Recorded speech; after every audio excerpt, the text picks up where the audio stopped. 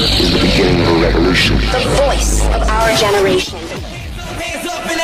You're now tuned in to The Spin Show. The Spin Show. A bi-monthly radio show featuring guest DJ sets, interviews, product demos, DJ news, and more. Let's go. Brought to you by AstroAVL.com and our DJ school, AstroMixLab.com. And now, your hosts for The Spin Show, Lisa Faith and Mr. Rex. Hello, viewers of Test. The Spin Show. Yo, Can what you up? hear me?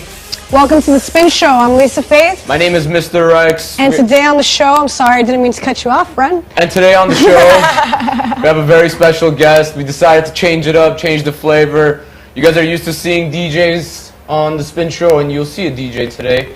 But our main juice. Our main course today Yes. is Destruct.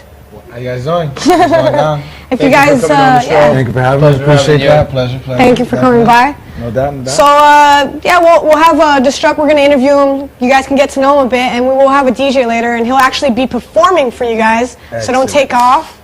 But anyhow, let's get to know my brother right here. How you doing? How'd it So, start? yeah, how did you get into this, man? Officially, it was 1994. It was an open road. No, I'm just playing. I was 6 years old. I was a fan of the Rugrats cartoon and Chris Cross. Rest in peace to was it Cross? I think he passed away, or Chris, one of the two. But rest in peace to one of those guys who passed. They did a song for them, right? Like a commercial. Okay. And I never heard that genre of music. You know, I was just blown away, like hearing something that I was used to, you know, combined with something that completely blew me away. Yeah. So out of nowhere, I just started like acapella, doing freestyles. I'd perform in front of my classrooms, and I don't know, it just kind of grew on me. I don't know, how, it just came out the blue. Since then, I just started, being more open to, to just different styles of music. The first album I owned was his Warren G album, the Regulate G-Funk era, so that kind of got me open to that. And yeah, man, I mean, the more I invested into it, whether it was ciphers at school or talent shows or just, picking up, new DMX album or Wu-Tang or whatever the case was at the time, I just, added more fuel to my fire and kind of helped me develop my sound. I also started beatboxing, so. Oh, sick. Check it it out. Exactly. It really kind of crafted just my sense of rhythm when it just came to flow and just putting my craft together and at the same time building my confidence to perform and, execute it in front of people and whatnot. So. How old are you when you did like your first like huge performance that really like inspired you and just changed you? I mean, man, well, my first show was it was at this little place called the Gabba, the original Gabba off of Melrose and Normandy, and I opened for Sly Boogie, and that was like my first show, and I didn't know any better at the time. It was pay to play, which, like I said, I didn't know any better, but I hustled my A off. Can we curse? No, profanity to a minimum. Do your thing, man. As long as it's not excessive, because I don't really like that personally. Well, what I was trying to say was, but I hustled my ass off, got on it, and it was a cool turn on, man, for what it was. I mean, it wasn't exactly what I expected it to be. It didn't meet my full expectations, but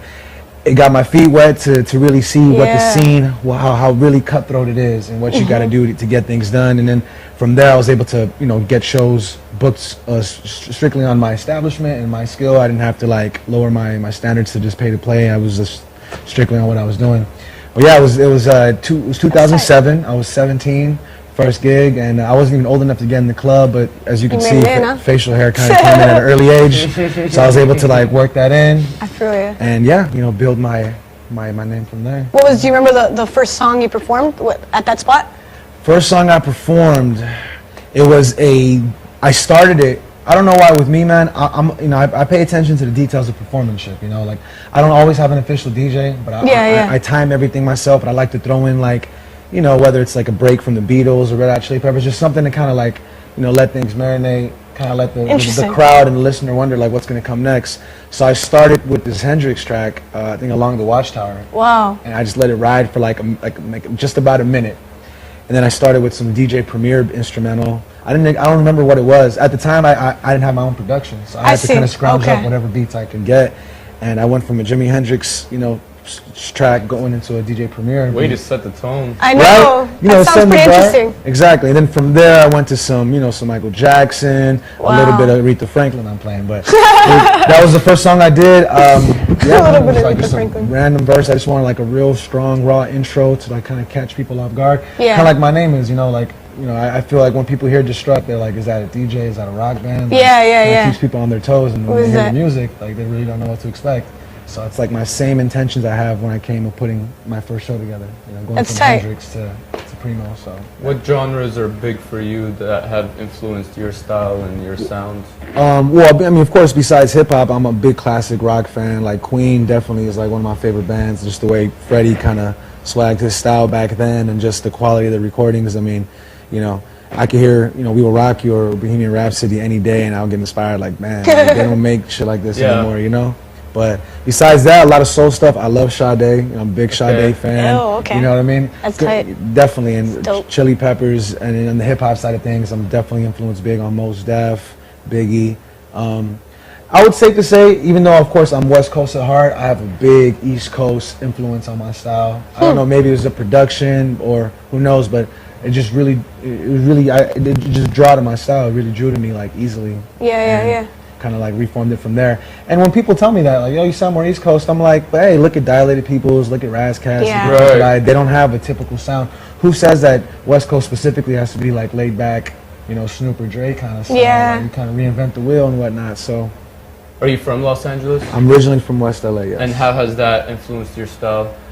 I mean, to be honest, I want to say it has, but at the same time, it hasn't, because I've been around so much. Across Cali, I went from West LA to Lancaster, to back to LA, to San Fernando Valley, and I have roots in East LA to Whittier to Pomona.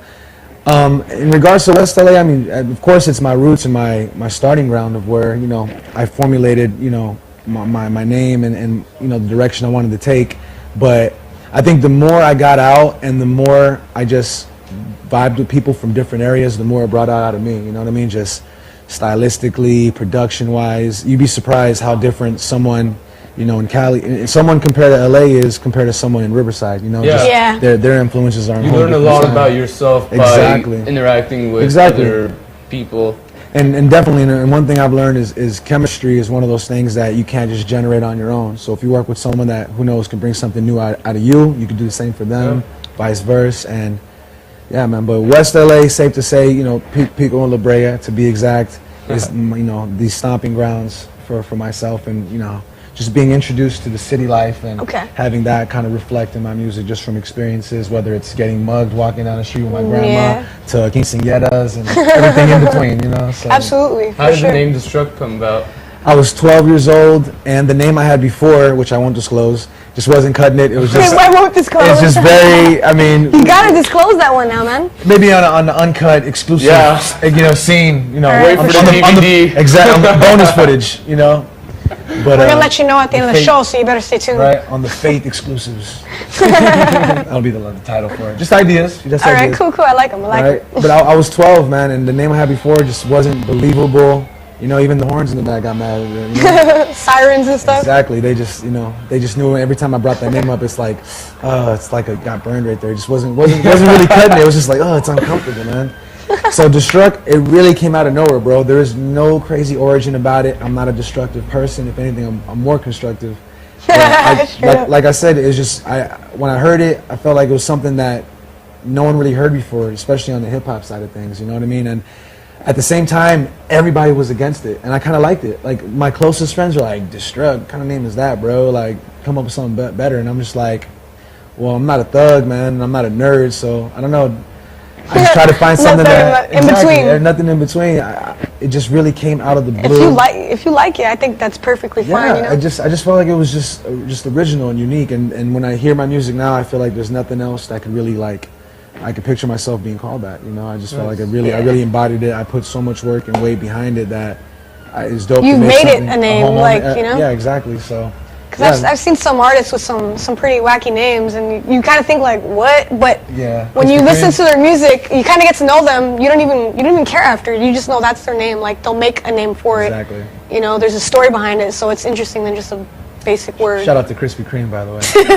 But, yeah, that one, for example, like no, Krispy but right, Kreme, you know. But it sucks. I mean, I wish I had some crazy story, you know, like I was on a ship and I was only there. I was going down, and the last thing the captain told me was that is your name. exactly. We'll do great things with that. Right. That works though. If you had it for a while, there's a name behind it. Exactly. Now, I mean, don't get me wrong. I think I can feed off it because, you know, I do get busy on the mic. I mean, I used to battle a lot, so I guess you could say I utilize how's it. that like, as far as the experience, you know, from performing from a crowd that maybe has heard your music or hasn't, and then battling? How does that feel? It both have two different purposes. I mean, well, it's safe to say, you know, it's the same premise. It's all entertainment. Yeah, you know yeah, what I mean? absolutely. Just, I would say one is a little more productive than the other, you know? Okay. One, in regards to performing, you're promoting something, you know, you're getting your name out, you're showing your craft, you're actually, I think it's safe to say you can appeal to a bigger, wider audience. Compared to battling, it's just, I think it's a little more intimate, it's one-dimensional, it's more negative, it's not, you're not really promoting much more than just who can talk more smack better than the other person. I feel you. So, How do you feel about battling? You like it, or is it? you know what? I ain't gonna lie. I am a big fan of the online battling. I used to do it, you know, in the past, but I kind of got dicked out of so many. It was to a point I just got so turned off. It's like so many biased decisions. Whether it's the crowd, they're all rooting for their boys, or the judge doesn't like me. I don't know. I really got turned off by it. I just kind of stopped investing time in it.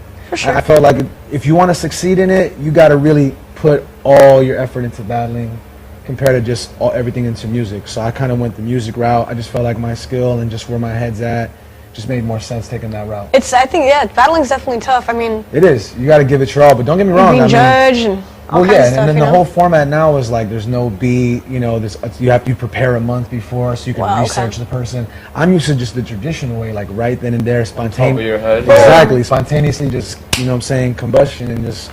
Let them know what time it is, just looking at it. Not just, I know where you live, I Googled you, I know your address, I talked to your step cousin, I talked to your soccer coach. It's just, I see you, let's go. You know? Boom. Exactly. It's fresh. You always keep both on the table, like your music productions and like making your own music and the battle scene. Do you always have both? They intertwine. When I was coming up, they definitely intertwined. I think back then, maybe the intimidation was a little more because I was fresh meat coming into the scene, into the game, and I guess people were like, "Oh, what are you about, bro?" I remember performing, and people were like, "Oh, you're from Hollywood" or some dumb stuff, and I'm like, "What is? I don't get that." And don't get me wrong, man. Like I said, even though I don't battle, but if you're gonna call me out and we'll go at it, then I'm down. It's all for the love of the music. Like I'm not gonna take it personal. You know, it comes with the territory. All right.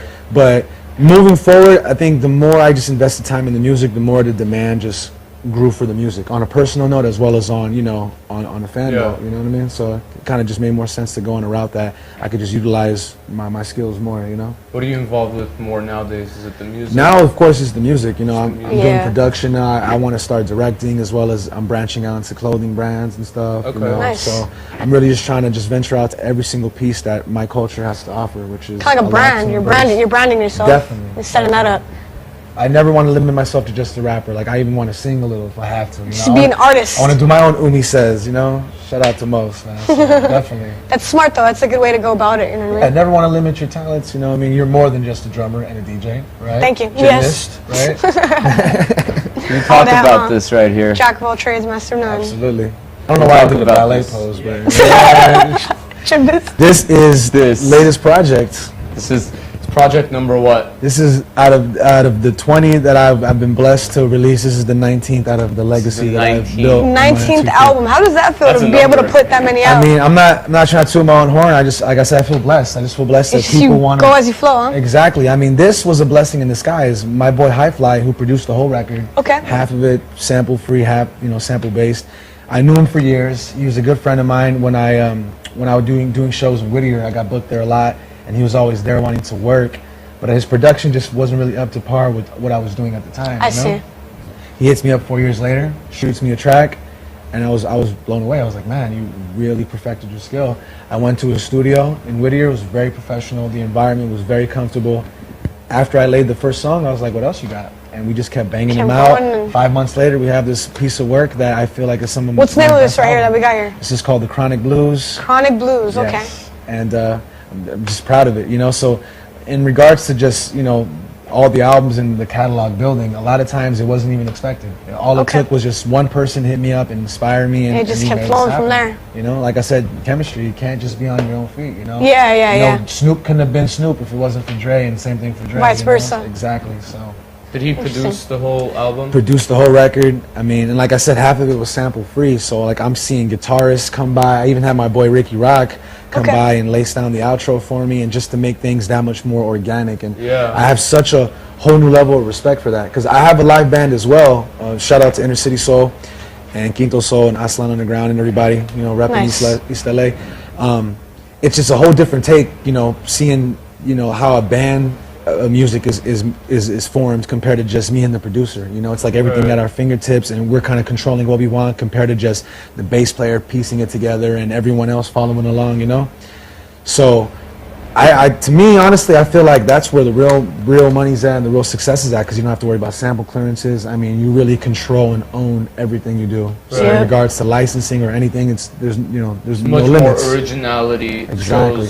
And there's also like a whole other level of intrinsic value. You know, like it's like I don't think there's for an artist, there's no better form of, I think, self-gratification, making something that you made completely from scratch. Heck yeah. That craft from scratch, turning nothing into something and making it sound as amazing as people are perceiving it, and as well as, you know, your people that are making it. So that's pretty sick.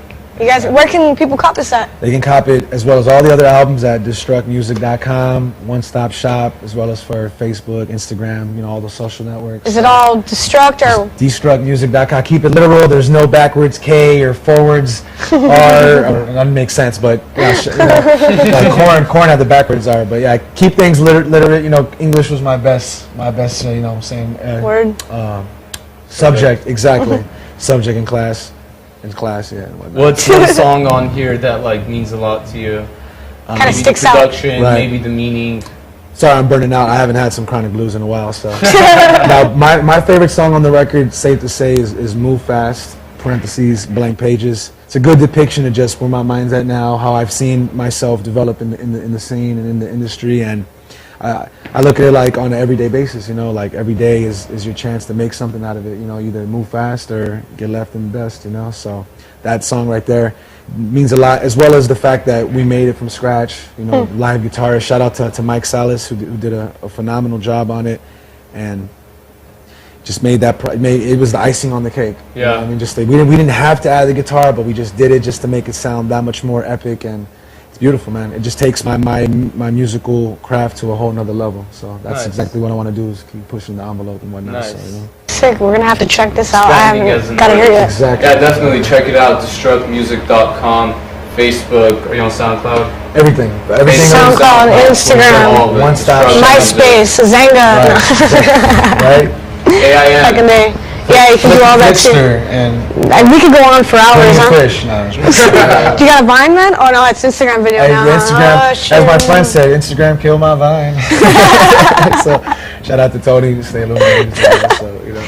Hey, but so what songs are you gonna perform for us? You gonna freestyle it and just let it go, or do you got something planned out? What I'm actually gonna do is a medley of sorts. Okay. Yes. Are we gonna hear that Aretha?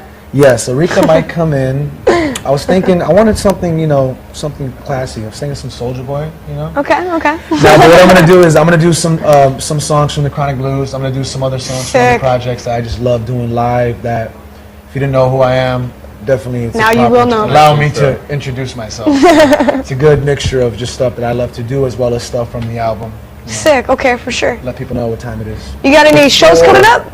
Oh, sorry. Shows coming up? Next show coming up, well, due to the time this will be released, Okay. which will be August. Today, August 5th. Absolutely. We're coming back to the future. I have one on the 9th, which will be with, I believe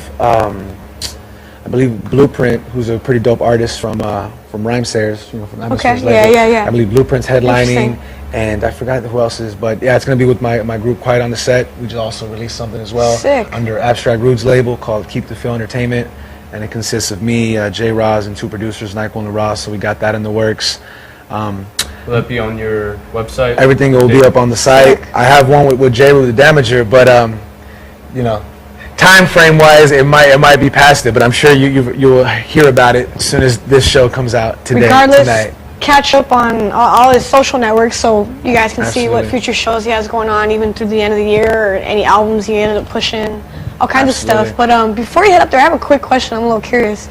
Can you name a couple artists that you've worked with that kind of stuck out to you? Because I'm sure you've worked with many. You know, there's a lot of cool people to work with these days. Some artists I was blessed to work with. I actually put out a cassette tape with Kev Brown, who's like an amazing producer. I mean, he's worked with everybody from Busta Rhymes to Visionaries.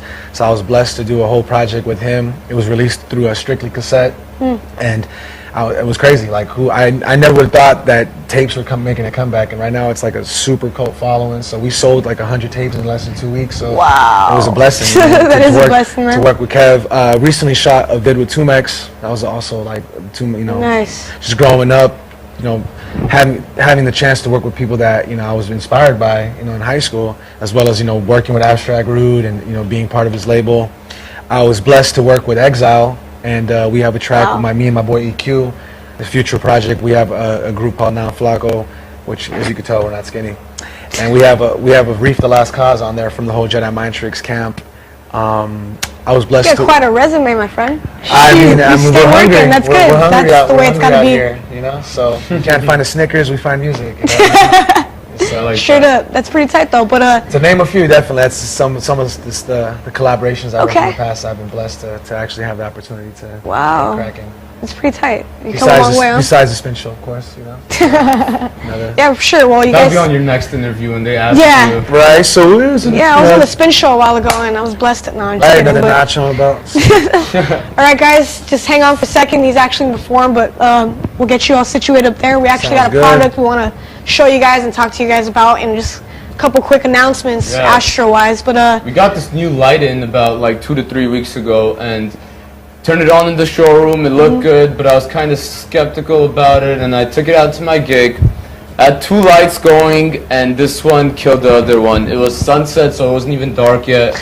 No fog because I was playing outdoors, and you could still see the beams.